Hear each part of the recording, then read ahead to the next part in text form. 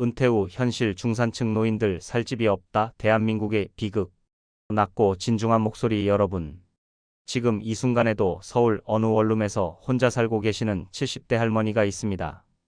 평생 성실하게 일하시고 자녀들 뒷바라지하시고 세금 꼬박꼬박 내시면서 그렇게 40년을 사셨어요. 그런데 지금은 갈 곳이 없으시답니다. 박은호 혹시 아십니까? 우리나라 65세 이상 중산층 노인 10명 중 7명이 적절한 주거지를 찾지 못하고 있다는 사실을요.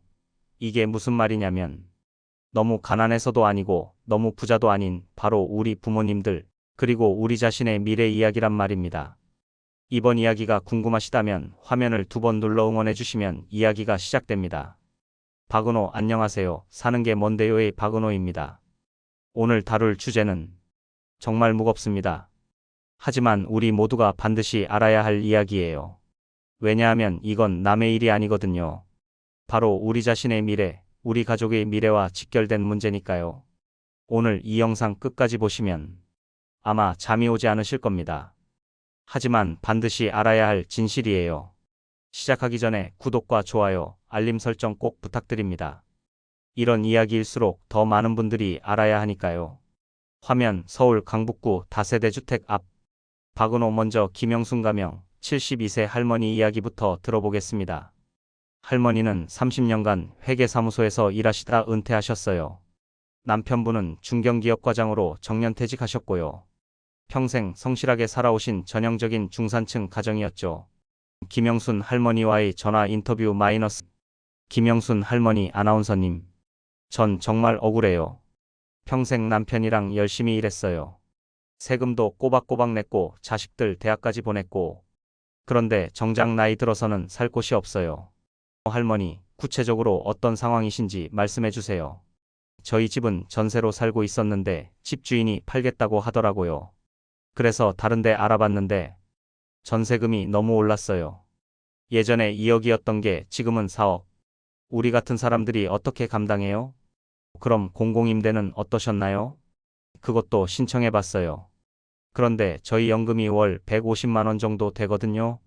그러니까 소득이 높다고 탈락했어요. 웃기지 않아요? 150만 원으로 뭘 하겠다는 건지. 그럼 실버타운은 어떠셨어요? 실버타운. 견학을 갔어 봤어요. 시설은 정말 좋더라고요. 그런데 입주금이 3억에 월 관리비가 200만 원. 저희가 평생 모은 돈을 다 털어도 5년 버티기 힘들어요. 그럼 그 다음엔 어떻게 살라는 건가요? 할머니. 정말 마음이 아픕니다. 그럼 지금은 어떻게 지내고 계세요? 지금은 월세 80만 원짜리 원룸에 살고 있어요. 70평생 살아보면서 이렇게 좁은 집은 처음이에요. 밤에 잠들기 전에 생각해보면 내가 뭘 잘못했나 싶어서 눈물이 나와요. 시청자 여러분, 김영순 할머니 이야기 어떻게 들으셨나요? 이게 바로 우리나라 중산층 노인들의 현실입니다. 평생 열심히 살았는데 정작 나이 들어서는 설 자리가 없다는 이런 일이 있어도 되는 건가요? 한국보건사회연구원이 최근 발표한 자료를 보겠습니다. 65세 이상 중산층 노인 중 적절한 주거지를 찾지 못한 비율이 68.3%, 약 7명 중 5명 꼴입니다. 더 충격적인 건 이 비율이 매년 증가하고 있다는 겁니다. 부동산 정책연구원 이승훈 가명 박사와의 화상 인터뷰. 오늘 부동산 정책 전문가이신 이승훈 박사님 모셨습니다. 박사님, 왜 우리나라는 중산층을 위한 노인 주거가 이렇게 부족한 건가요? 가장 큰 문제는 규제의 복잡성입니다. 시니어 주거 시설을 만들려면 건축법, 의료법, 노인복지법, 도시계획법, 최소 7-8개 법령을 다 맞춰야 해요. 각각의 부처가 다르고 승인 절차도 복잡하고 민간에서는 손대기가 너무 어려운 구조죠. 그럼 민간 기업들이 참여하고 싶어도 못하는 상황인 건가요? 박사 맞습니다. 투자 회수 기간이 너무 길어요. 허가부터 받는데 2-3년, 건설에 2-3년, 최소 5-6년은 걸려요. 그런데 수익성은 보장이 안 되고 규제 리스크는 크고 당연히 기업들이 기피할 수밖에 없죠. 그럼 정부가 다 해야 하는 건가요? 박사 정부만으로는 한계가 있어요. 예산도 한정적이고 효율성도 떨어지죠. 해외처럼 민관 협력이 답입니다. 정부는 제도를 정비하고 민간은 다양한 모델을 개발하는 그런 역할 분담이 필요해요. 구체적으로 어떤 제도 개선이 필요할까요? 박사 먼저 노인복지주택의 분양형도 허용해야 합니다. 지금은 임대형만 가능한데 이게 선택의 폭을 너무 줄여요. 그리고 헬스케어 리츠 같은 금융 상품도 활성화해야 하고 무엇보다 원스톱 승인 시스템이 필요합니다. 시청자분들이 이해하기 쉽게 설명해 주시면 쉽게 말하면 지금은 시니어 주거를 만들고 싶어도 갈 수 없는 길이에요. 길을 만들어줘야 차가 다닐 수 있듯이 제도적 길을 먼저 만들어줘야 민간 투자가 들어올 수 있어요. 해외 성공 사례 심화 분석 1200-2000 미국 플로리다 선시티 전경. 그렇다면 해외에서는 이 문제를 어떻게 해결했는지 구체적으로 살펴보겠습니다. 먼저 미국의 대표적인 은퇴 도시 플로리다의 선시티입니다. 선시티 거주자들의 일상 마이너스 골프, 수영, 독서 모임. 이곳은 55세 이상만 거주할 수 있는 은퇴 전용 도시입니다. 놀라운 건 가격이에요. 2베드룸 아파트 월세가 우리 돈으로 약 120만 원. 한국의 고급 실버타운 절반 수준이죠. 그런데 시설은 어떨까요?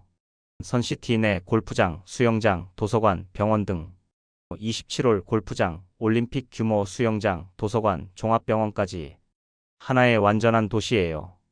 여기 거주하시는 마이클 존슨 가명 68세 할아버지 이야기를 들어보시죠.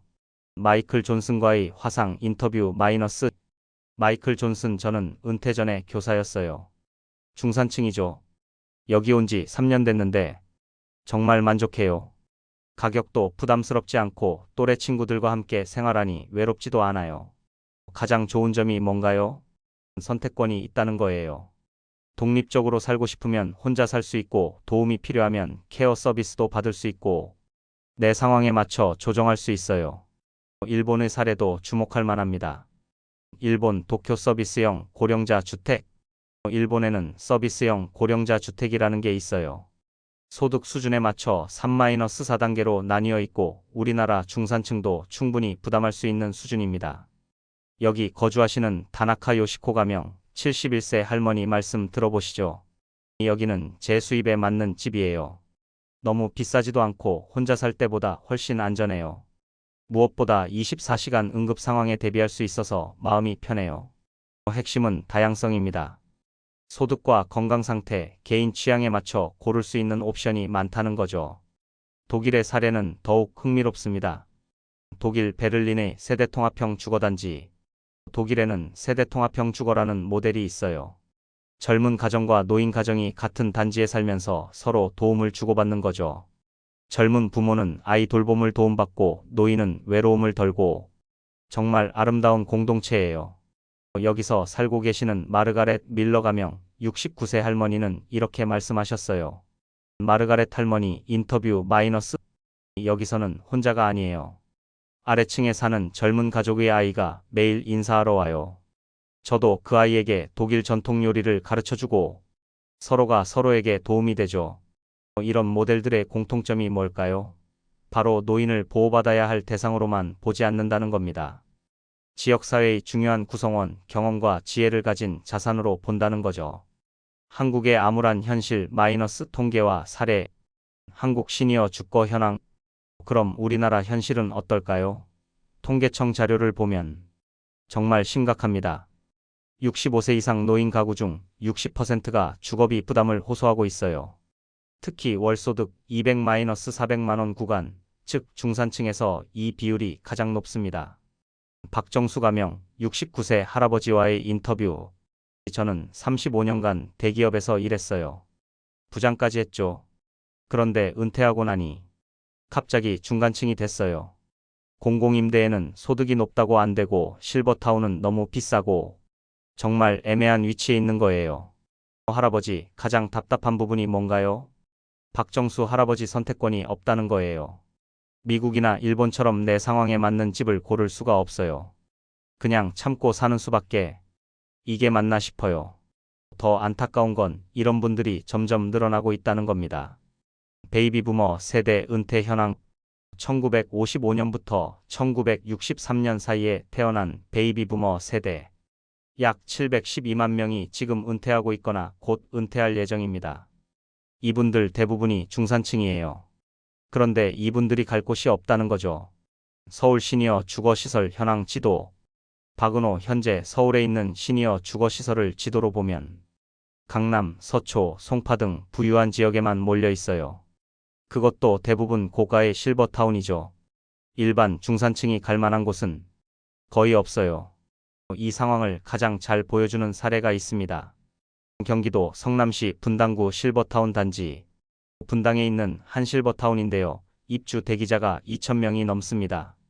그런데 실제 입주할 수 있는 사람은 1년에 30-40명 정도예요. 왜일까요? 너무 비싸서예요. 대기자 명단을 들여다보는 할머니. 대기자 명단에 이름을 올린 한 할머니는 이렇게 말씀하셨어요. 대기자 할머니 3년째 기다리고 있어요. 그런데 제 순서가 언제 올지 모르겠어요. 그때까지 건강할 수 있을지도 모르겠고요. 여러분, 이게 정상적인 사회인가요?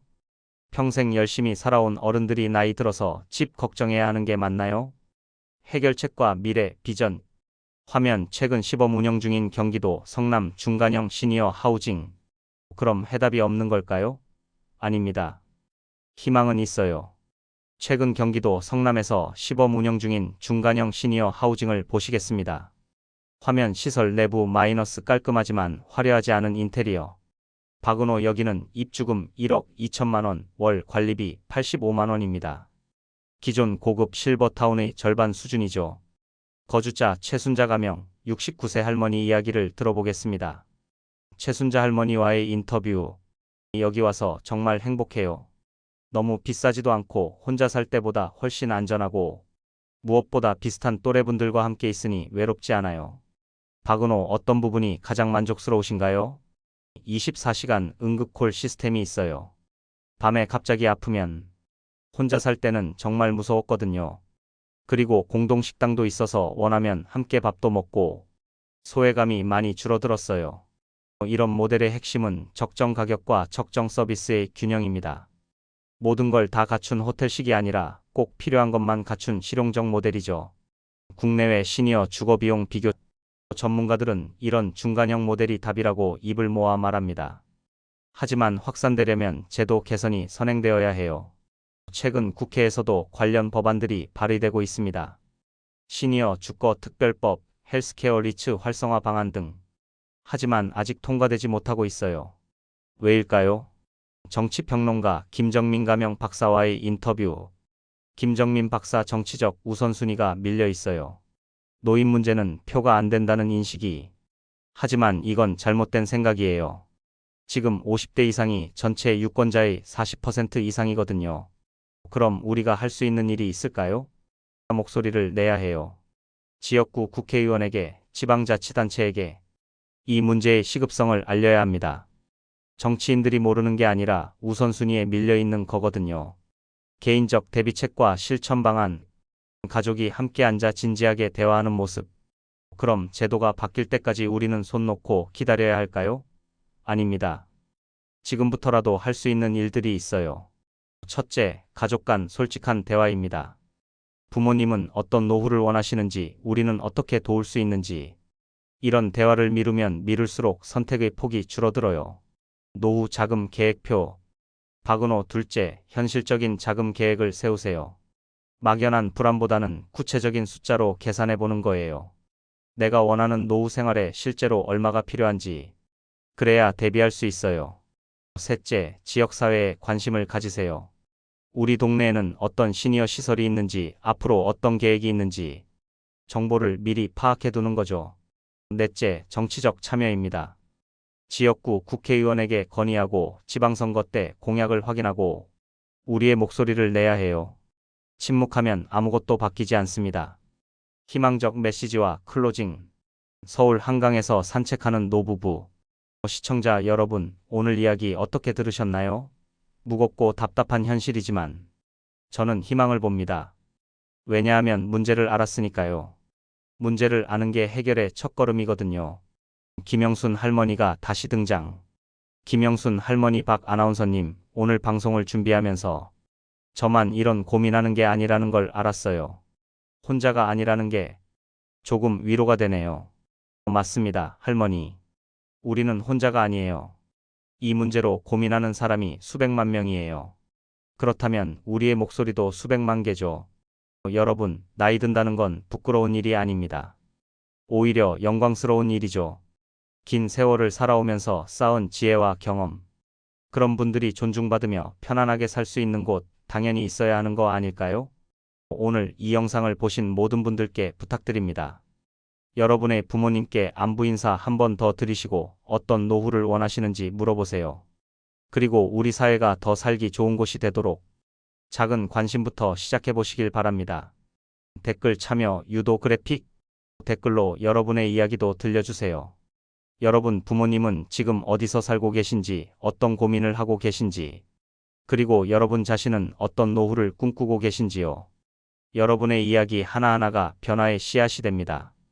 액션 플랜 제시 4000-4200 화면 우리가 할 수 있는 일들 체크리스트. 마지막으로 우리가 당장 할 수 있는 구체적인 행동들을 정리해 드릴게요. 첫째, 가족회의를 여세요. 부모님의 진짜 마음을 들어보시고 현실적인 계획을 함께 세워보세요. 둘째, 우리 지역의 시니어 주거 현황을 조사해보세요. 어떤 시설이 있는지, 앞으로 어떤 계획이 있는지 미리 알아두면 도움이 됩니다. 박은호 셋째, 정치적 참여를 하세요. 지역구 국회의원 사무실에 전화 한 통, 매일 한 번이라도 시니어 주거 문제에 관심 있다는 신호를 보내주세요. 넷째, 이런 정보를 주변에 공유하세요. 모르는 분들이 너무 많아요. 희망적인 미래 일러스트 마이너스 다양한 시니어 주거 모델들. 전문가들은 말합니다. 앞으로 3-5년 내에 한국도 큰 변화가 올 거라고요. 규제 개선과 민간 투자가 활성화되면 중산층을 위한 다양한 주거 모델이 나타날 거라고 말이죠. 여러분, 집은 단순한 건물이 아닙니다. 그곳은 우리의 추억이 쌓이고 마음의 안식을 얻는 곳이죠. 나이가 들어서도 존엄하게 행복하게 살 수 있는 곳. 이건 사치가 아니라 기본권입니다. 박 아나운서님 덕분에 오늘 많은 걸 알게 됐어요. 저희만의 문제가 아니라는 것도, 그리고 해결할 방법이 있다는 것도요. 포기하지 않고 끝까지 노력해 볼게요. 할머니 고맙습니다. 우리 모두 포기하지 맙시다. 화면 박은호 아나운서 클로즈업. 사는 게 뭔데요는 앞으로도 이런 우리 사회의 진짜 문제들을 계속 다루겠습니다. 노후의 주거, 건강, 소득, 우리 모두의 미래와 직결된 이야기들을요. 오늘 영상이 도움이 되셨다면 구독과 좋아요 꼭 눌러주세요. 그리고 알림 설정까지. 여러분의 작은 클릭 하나가 더 많은 분들에게 이 정보를 전달하는 힘이 됩니다. 화면 다음 주 예고 마이너스 노인 의료비 폭탄, 중산층이 가장 위험하다. 박은호 다음 주에는 또 다른 충격적인 이야기로 찾아뵙겠습니다. 노인 의료비 문제, 특히 중산층이 가장 위험하다는 이야기를요. 놓치지 말고 시청해주세요. 박은호 오늘도 긴 시간 함께 해주셔서 감사합니다. 여러분의 소중한 노후가 행복하기를 진심으로 바라며 박은호였습니다. 안녕히 계세요.